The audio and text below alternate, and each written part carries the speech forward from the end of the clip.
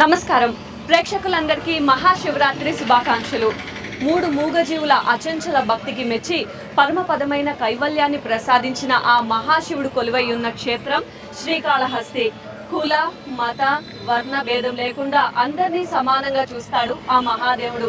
అందుకే భక్తులందరూ కూడా అతన్ని భక్తవ శంకరుడుగా, భోలా శంకరుడుగా అందరూ పూజిస్తూ ఉంటారు. మరి ఈ మహాశివరాత్రి పర్వదినాన మనందరం కూడా ఆ శ్రీకాళహస్తీశ్వరుడిని పూజించి తరిద్దాం పదండి. దివశక్తుల ఆవాసం, అపర కైలాసం, మునిజనుల తపోవాసం, నిర్మల భక్తికి దివ్య నివాసం. భక్తి తత్పరతతో అడుగుపెట్టిన భక్తులకు పుణ్య ప్రదేశం. కొలిచిన భక్తుల కొంగు బంగారంగా విరాజిల్లుతున్న దివ్య క్షేత్రం శ్రీకాళహస్తి.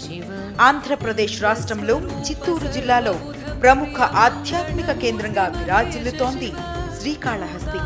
స్వర్ణముఖి నదికి తూర్పు ఒడ్డున దక్షిణ భారతదేశంలోనే ప్రాచీనమైన పంచభూతలింగాల్లో ఒకటైన వాయులింగంగా శ్రీకాళహస్తి భాసిల్లుతుంది. క్రీస్తు పూర్వం 3వ శతాబ్దానికి ముందు నుండే దక్షిణ కాశీగా ఈ క్షేత్రం ప్రసిద్ధి చెందింది. శివానందైక నిలయంగా పలు మహిమాన్విత పేర్లతో ఈ క్షేత్రం విలసిల్లుతోంది. ఆలయానికి ఆనుకుని ఉన్న కొండరాళ్లపై పల్లవుల శైలిలో ఆకట్టుకునే శిల్పాలు భక్తుల మనోలోగిళ్లలో భక్తి పారవస్యం తొణికిసలాడుతుంది. ఈ కాళహస్తికి ఒక ప్రత్యేకత ఉంది. అనేక మంది రాజులు తమ తమ సమయాల్లో నిర్మించిన దేవాలయాలపై చోళ, పల్లవ, విజయనగర రాజులు తమదైన ముద్రతో నిర్మించారు. విజయనగర రాజులు చాలా మంది తమ పట్టాభిషేకంను అంతఃపురాలు, రాజప్రసాదాల్లో కాక పవిత్రమైన గుళ్లల్లోనే జరిపించుకునేవారట. ఈ దివ్యధామంలోని గాలి, నీరు, ప్రతి అణువు శివనామాన్ని స్మరిస్తున్నట్టే ఉంటుంది. ఒక్కసారి ఈ శైవ తీర్థంలో అడుగు పెడితే మరపురాని మహిమాన్విత దివ్యానుభూతులు సొంతమవుతాయి.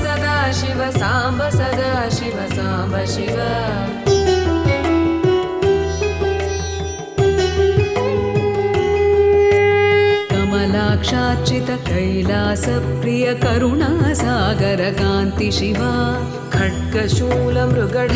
మూడు మూగజీవుల అచంచలమైన భక్తికి మెచ్చి పరమపదమైన కైవల్యాన్ని ప్రసాదించిన ఆ పరమేశ్వరుడు కొలువైన దివ్యధామం శ్రీకాళహస్తి. కుల వర్ణ జీవ తారతమ్యం చూడని మహాదేవుడు ఆ పరమశివుడు. ఆ పరంజ్యోతి కొలువై ఉన్న ఈ పుణ్యభూమిపై కాలు మోపగానే భక్తుల శరీరాలు పులకించిపోతాయి. ఏదో తెలియని మాయ భక్తులను మోహాల నుండి విడిపిస్తుంది. ఈ దివ్యక్షేత్రాన్ని ఈ శివరాత్రి రోజు దర్శించడానికి లక్షలాది మంది భక్తులు పోటెత్తుతారు. మరి మనందరం కూడా ఆ మహాశివుడిని దర్శించుకుందాం పదండి.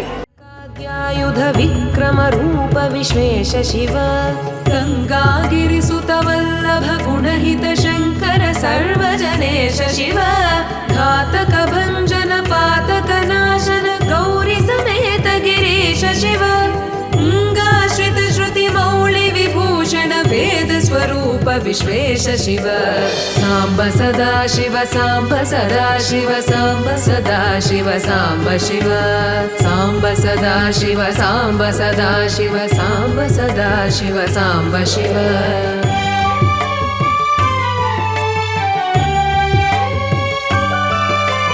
చండ వినాశన సకల జన ప్రియ మండలాధీశ సాంబ శివ ఛత్ర కిరీట సుకుండల శోభిత పుత్ర. ఈ ఆలయంలో మనం తూర్పు ద్వారం నుండి మొదటిగా పాతాళ గణపతిని దర్శించుకున్న తరువాతే ఆ శ్రీకాళహస్తీశ్వర స్వామిని దర్శించుకుంటాం. పూర్వకాలంలో అగస్త్య మహర్షి ఈ క్షేత్రంలో జీవనదిలోకి ప్రవేశించాలని ఆ మహాశివుడిని కోరుతాడు. అప్పుడే మనకి స్వర్ణముఖి నది ఏర్పడింది. కానీ ఆ నదిలో నీళ్లుండవు. ఆ మహాగణపతిని ప్రార్థించకపోవడం వల్లే ఆ నదిలోకి నీళ్లు లేవని గ్రహించిన అగస్త్య మహర్షి ఆ మహాగణపతిని ప్రార్థిస్తారు. అప్పుడు ఆ మహాగణపతి పాతాళ మార్గం ద్వారా ఈ క్షేత్రంలోకి ప్రవేశించి ఆయన కోరిక తీరుస్తాడు. అందుకే ఇక్కడ భక్తులందరూ కూడా ఆ గణపతిని పాతాళ గణపతిగా కొలుస్తారు. మనందరం కూడా ఆ గణపతి దర్శనం చేసుకుందాం పదండి. పాతాళ వినాయకుడి దర్శనం సర్వ శుభంకరంగా భక్తులు భావిస్తారు. లోనికెళ్లే కొద్దిగా చాలా చిన్న ద్వారం ఉండటం వల్ల గుడిలోకి వెళ్లటం, తిరిగి రావడం కొద్దిగా కష్టమవుతుంది. మెట్ల ద్వారా లోనికెళ్లేందుకు సన్నని సందు వంటి మార్గం లోనికుంది. దాదాపు 20 అడుగుల లోతు వరకు ప్రయాణించిన పిదప గణపతి విగ్రహం ఉంటుంది. ఈ స్వామి కోర్కెలు తీర్చేవాడని ప్రసిద్ధి. గర్భాలయంలో పాతాళ గణపతి ఉత్తరాభిముఖునిగా భక్తులకు దర్శనమిస్తారు. స్వామివారి దర్శనానికి 10 మంది తర్వాత మరో 10 మందికి మాత్రమే లోనికి అనుమతిస్తారు. పాతాళ గణపతి దర్శనం సకల శుభదాయకం, సమస్త విఘ్నహరం, శ్రీకరం శుభకరం. సాంబ శివ ఛత్ర కిరీట సుకుండల శోభిత పుత్ర ప్రియ భువనేశ శివ జన్మ జరా మృతి నాశన కల్మషరహిత తాప వినాశ శివ ఝంకారాశ్రయ భృంగిరిట ప్రియ ఓంకారేశ మహేశ శివ జ్ఞానాజ్ఞాన వినాశక నిర్మల దీన జన ప్రియ దేవ శివ సాంబ సదా శివ సాంబ సదా శివ సాంబ సదా శివ సాంబ శివ సాంబ సదా శివ సాంబ సదా శివ సాంబ సదా శివ సాంబ శివ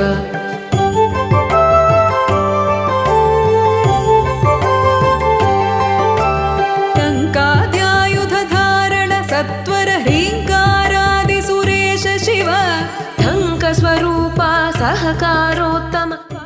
శ్రీ అంటే సాలెపురుగు, కాళ అంటే పాము, హస్తి అంటే ఏనుగు.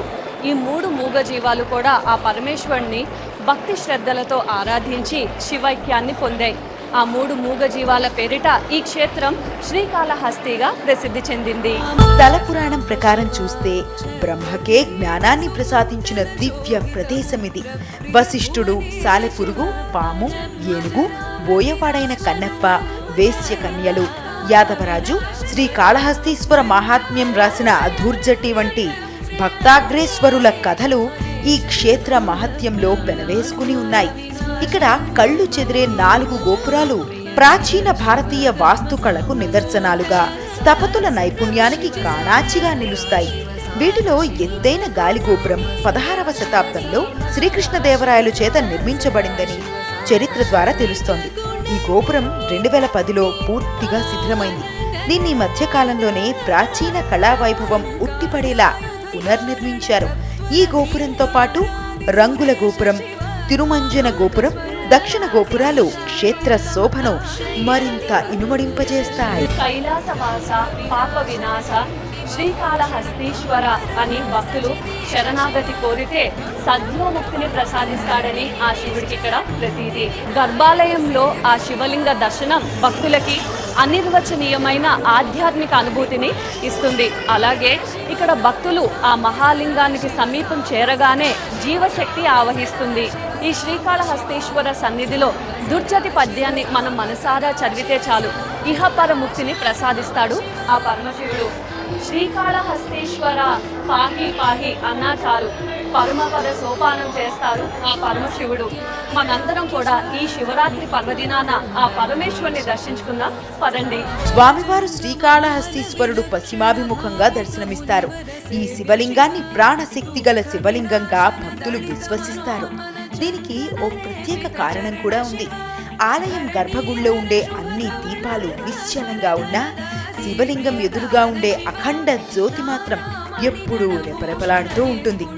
వాయులింగంగా కొలువైన స్వామివారి ఉచ్ఛ్వాస నిశ్వాసల గాలి కారణంగా దీపం ఎల్లప్పుడూ రెపరెపలాడుతుందని భక్తులు నమ్ముతారు. కృతయుగ ప్రారంభంలో బ్రహ్మదేవుడు ఆ మహాదేవుని ఆజ్ఞను ధిక్కరించడం వల్ల బ్రహ్మ అజ్ఞానంతో కార్యనిర్వహణలో విఫలమవుతాడు.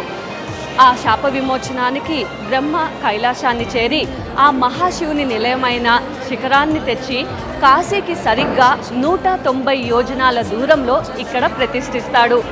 పంచముఖాల గల ఆ పరమశివుణ్ణి ప్రతిష్ఠించి పూజించడం వల్ల శాప విమోచనం పొందుతాడు. అందుకే దీన్ని దక్షిణ కాశీగా కూడా పిలుస్తూ ఉంటారు. పార్వతీదేవి మహాదేవుని శాపం కారణంగా భూమికి చేరి ఆ మహాశివుడి కోసం తపస్సు చేస్తుంది. మహాదేవుడు కరుణించి ఆ అమ్మవారికి జ్ఞానాన్ని ప్రసాదిస్తాడు. అందుకే ఇక్కడ అమ్మవారు జ్ఞాన ప్రసూనాంబగా మనందరికీ కూడా తూర్పు ముఖం ద్వారా దర్శనమిస్తారు. మనందరం కూడా ఆ అమ్మవారిని దర్శించుకుందాం పదండి.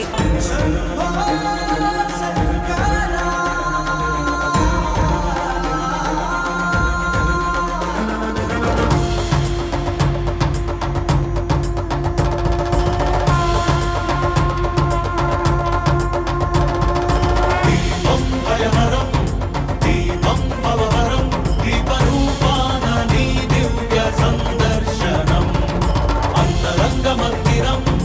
శీతశైల ప్రాంగణం తాపత్రయహరమే నీ కాంతి సంప్రోక్షణం ఈ ప్రమిద నీదై చమురు నీదై భక్తి కూడా నిడల శివయ్యకు విచ్చుకున్న ఈ కాంతితోనే ఈ రాజనాలు చెల్లించని వయ్య ధగధగలాయి కోటి దీపోత్సవం మూకంటి నిను కొలుచు ప్రేమోత్సవం ప్రమద వినుత శివ నిగమ ప్రణుత శివ నమక చమక స్తుత పర శివ హర శివ నటన చరణ శివ తిమిర హరణ శివ చరమ తరణ పద పర శివ హర శివ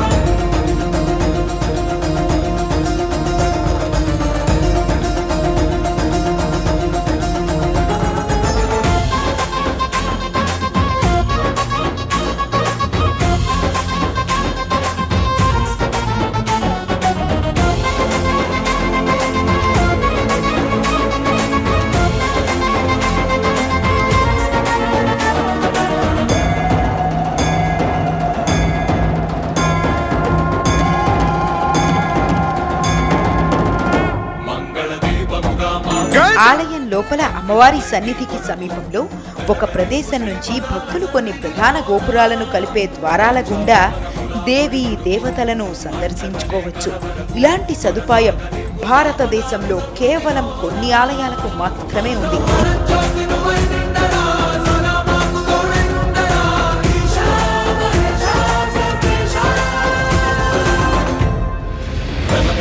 శివ నిగమ ప్రణుత శివ నమక చమక స్తుత పర శివ హర శివ నటన చరణ శివ తిమిర హరణ శివ చరమ తరణ పద పర శివ హర శివ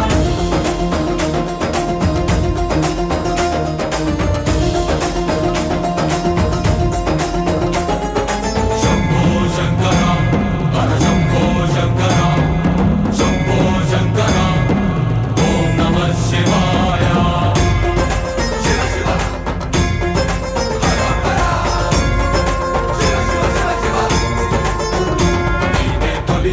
జగములకు తుది పలుకు యుగములకు కాలమంత నిండి ఉంది నీదే కాంతి అటు ఇటు తడబడని మనుగడకు స్ఫూర్తి నువ్వే మనుజులకు పక్కన లేని దారి నడుపుకోర శంకరమూర్తి నీదగు దయా దృష్టి సమీపించగా విశేషించి కటాక్షించగా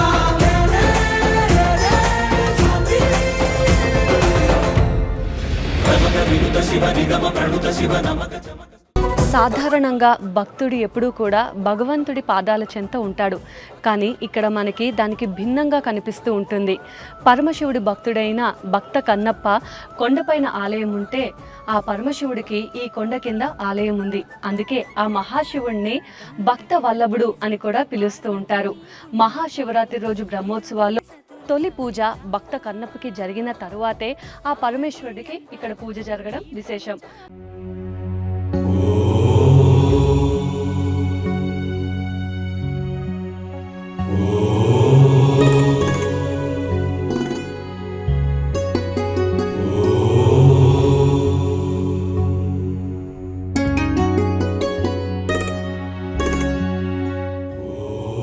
శివోహం శివోహం శివోహం శివోహం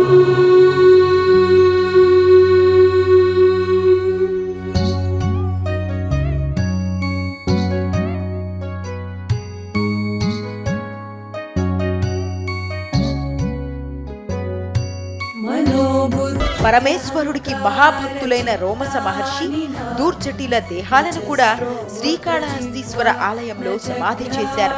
ఆలయం రాజద్వారం దాటే గడప కింద వారి దేహాలను ఉంచారు. వేశ్య కన్యలు, యాదవరాజు, వశిష్ఠుడు ఇలా ఎన్నో కథలు ఈ క్షేత్ర మహత్యంతో పెనవేసుకున్నాయి. దక్షిణాభిముఖంగా ఉన్న ఆలయ ప్రవేశ ద్వారం నుంచి మనం రాగానే ఉత్తరాభిముఖంగా ఉన్న దక్షిణామూర్తి మనకి దర్శనమిస్తారు. భక్తులందరి చేత పూజలు అందించుకుంటున్న కారణంగా ఇక్కడ జ్ఞానప్రదమైన క్షేత్రంగా చాలా ప్రసిద్ధి పొందింది. అలాగే ఇక్కడ గర్భాలయంలో ఉన్న దక్షిణామూర్తి విగ్రహం పోలిన విగ్రహం మరెక్కడా కూడా ఉంది. ఇది వైదిక సాంప్రదాయంలో చాలా ప్రముఖమైనది అని పండితులు చెప్తూ ఉంటారు. మరి మనందరం కూడా ఆ దక్షిణామూర్తిని దర్శించుకున్నాం. పదండి. ఆత్మను చూడు, ఆత్మను విను, ఆత్మ గురించి తెలుసుకో. నిరంతరం ధ్యానించు. శ్రవణ మనన ధ్యానాదుల ద్వారా ఆత్మను గురించి తెలుసుకునేలా చేసేది ఆత్మజ్ఞానం. అది సులభంగా అందించే మూర్తి దక్షిణామూర్తి. శోక మోహాదుల నుండి మనిషిని విముక్తుణ్ణి చేసే దివ్య రూపం దక్షిణామూర్తి రూపం.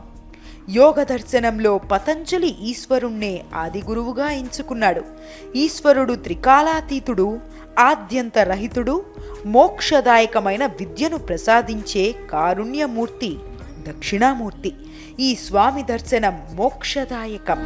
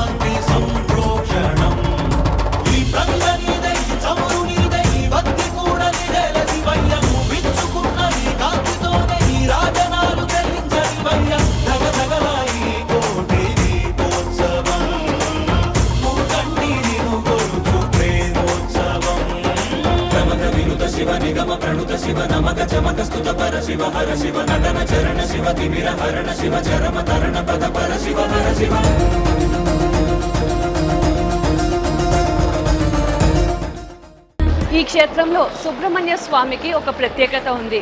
సుబ్రహ్మణ్య స్వామిని ఇక్కడ వల్లి దేవసేన సమేత చెంగల్వరాయునిగా కొలుస్తూ ఉంటారు. ఈ పేరుతో సుబ్రహ్మణ్య స్వామి ఇక్కడ మాత్రమే దర్శనం ఇస్తారు. దేశంలో మరెక్కడా కూడా ఈ పేరుతో దర్శనమివ్వరు. ఈశ సాంబ శివ ఛత్ర కిరీట సుకుండల శోభిత పుత్ర ప్రియ భువనేశ శివ జన్మ జరా మృతి నాశన కల్మష రహిత తాప వినాశ శివ ఝంకారాశ్రయ భృంగిరిట. జాతకంలో ఏవైనా కాలసర్ప దోషాలున్నా, రాహుకేతు దోషాలున్నా శ్రీకాళహస్తీశ్వర దేవాలయం దర్శించుకుంటే ఆ దోషాలన్నీ తొలగిపోతాయి. ఇలా సర్పదోష నివారణ జరగాలంటే ఇక్కడున్న సుబ్రహ్మణ్యేశ్వర స్వామిని దర్శించుకుని ప్రత్యేక పూజలను నిర్వహిస్తారు. ఆ విధంగా పూజలు నిర్వహించిన తర్వాత మరే దేవాలయానికైనా వెళితే ఆ దోష పరిహారం జరగదని పండితులు తెలియజేస్తున్నారు. ఈ ఆలయంలో మరో ప్రధానమైన ఆకర్షణ ఈ సహస్రనామ మండపం. శ్రీకాళహస్తి ఆలయంలో మనకెక్కడా కూడా ఆకాశం కనిపించదు. కానీ ఈ మండపంలో వారు నిర్మించిన ప్రత్యేకమైన గుర్తుల దగ్గర నిలబడి చూస్తే మనకి స్వామివారి శిఖరం మరియు అమ్మవారి శిఖరం, అలాగే భక్త కన్నప్ప ఆలయ శిఖరం దర్శనమిస్తాయి. ఇక ఈ మండపంలో లింగాన్ని ధర్మరాజులు, యమధర్మరాజు, చిత్రగుప్తుల వారు ప్రతిష్ఠించారు. ఇదే క్షేత్రంలో భక్తుల దుర్గమమైన కష్టాలను కడతేర్చే కనకదుర్గ అమ్మవారు కొలువయ్యింది.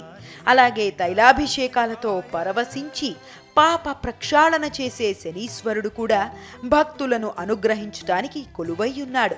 ఈ క్షేత్ర వైభవం భక్తులకు చాటడానికి నటరాజస్వామి, భైరవేశ్వరుడు కొలువయ్యారు. శ్రీకాళహస్తీశ్వర ఆలయ రాజగోపురం, సింహద్వారం దక్షిణాభిముఖంగా, స్వామివారు ఉత్తరాభిముఖులై ఉంటారు. ఇలాంటి దివ్య దర్శనం మనకు ఏ క్షేత్రంలోనూ కానరాదని పురాణాలు చెబుతున్నాయి. ఆది శంకరులు ఇక్కడ శ్రీచక్రాన్ని స్థాపించారు. ఈ క్షేత్రాన్ని దక్షిణ కాశీ, దక్షిణ కైలాసం, సత్య మహాభాస్కర క్షేత్రం, సద్యోముక్తి క్షేత్రం, శివానందైక నిలయం వంటి అనేక పేర్లు వ్యవహారంలో ఉన్నాయి. ఈ క్షేత్ర దర్శనం కోటి జన్మల పుణ్య ఫలం. ఇప్పుడు మనం స్వామివారి ప్రధాన ప్రాంగణంలో ఉన్నాం. ప్రతి ఏటా కూడా ఈ శివరాత్రికి స్వామివారికి అంగరంగ వైభవంగా ఎంతో ఘనంగా బ్రహ్మోత్సవాలు జరుపుతూ ఉంటారు.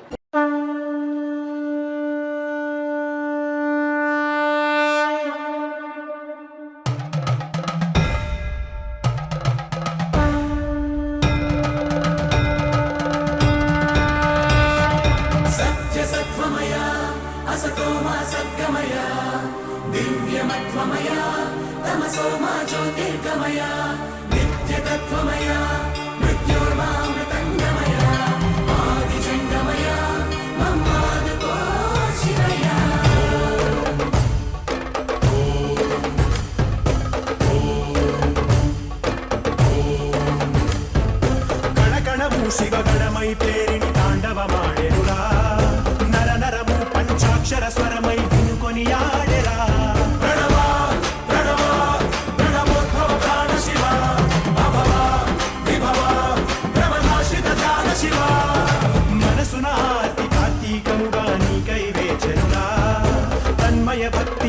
సంగమమై ఆహ్వానించరాయ చూడరా దయ చేయరా హే సాంబ దిగంబరా పరివారమై దరి చేరరా పరమ కృపాకరా నడయాడరా మా నడుమన నగజావర సుందరా విహరించరా మా వినుతిలో విశ్వంభరా హరా శంభో శంకరా శంభో శివంకరా శంభో భక్తవ శంకరా శంభో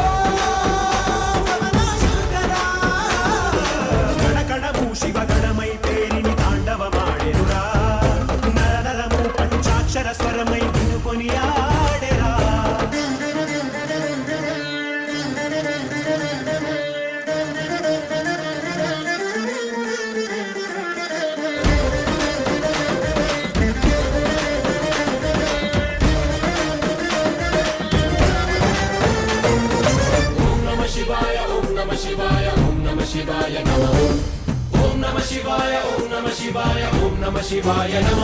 శంభో శంకరా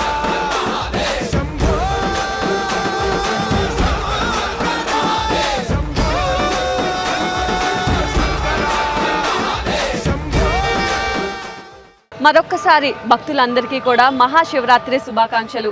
ఆ మహాదేవుని కరుణా కటాక్షాలు మనందరిపై ఉండాలని ఆశిస్తూ నమస్కారం.